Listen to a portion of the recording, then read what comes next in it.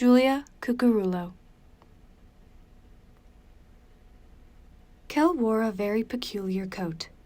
It had neither one side, which would be conventional, nor two, which would be unexpected, but several, which was, of course, impossible.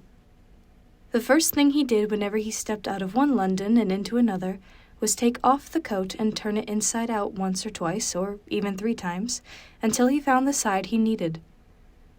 Not all of them were fashionable, but they each served a purpose. There were ones that blended in, and ones that stood out, and one that served no purpose, but of which he was particularly fond. So when Kell passed through the palace wall and into the altar room, he took a moment to study himself. It took its toll, moving between worlds.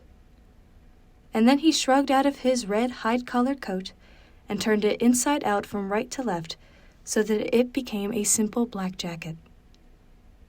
Well, a simple black jacket elegantly lined with silver thread and adorned with 2 gleaming columns of silver buttons. Just because he adopted a more modest palette when he was abroad, wishing neither to offend the local royalty nor to draw attention, didn't mean he had to sacrifice style. Oh, kings, thought Kell as he fastened the buttons on the coat. He was starting to think like Rye.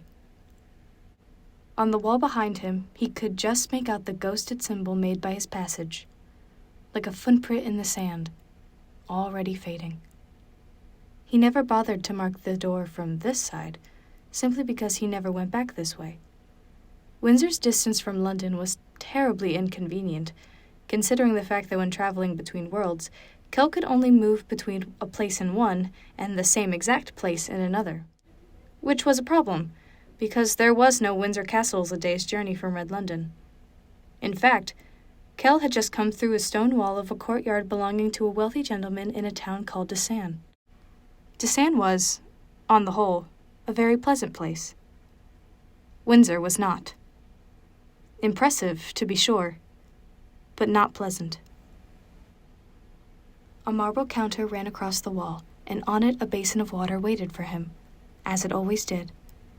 He rinsed his bloody hand, as well as the silver crown he had used for passage, then slipped the cord it hung on over his head and tucked the coin back beneath his collar.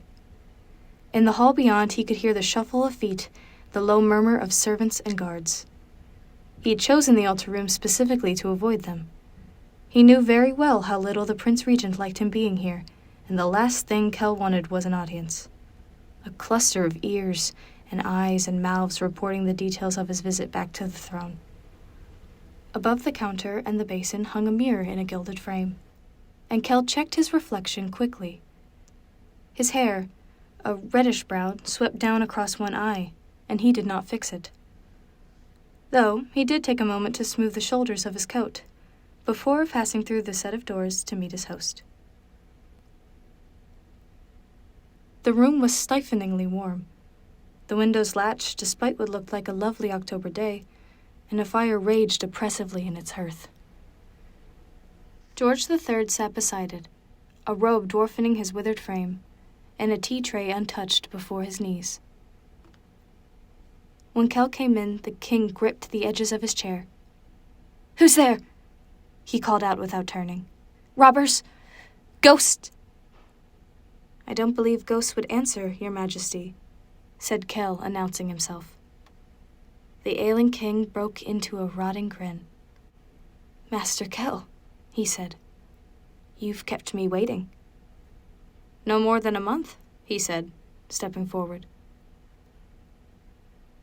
King George squinted his blind eyes. "It's been longer.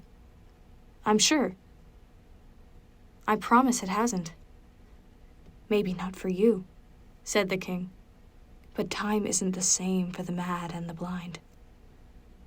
Kell smiled. The king was in good form today. It wasn't always so.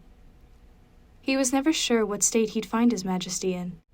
Perhaps it had seemed like more than a month, because the last time Kell visited, the king had been in one of his moods, and Kell had barely been able to calm his fraying nerves long enough to deliver his message.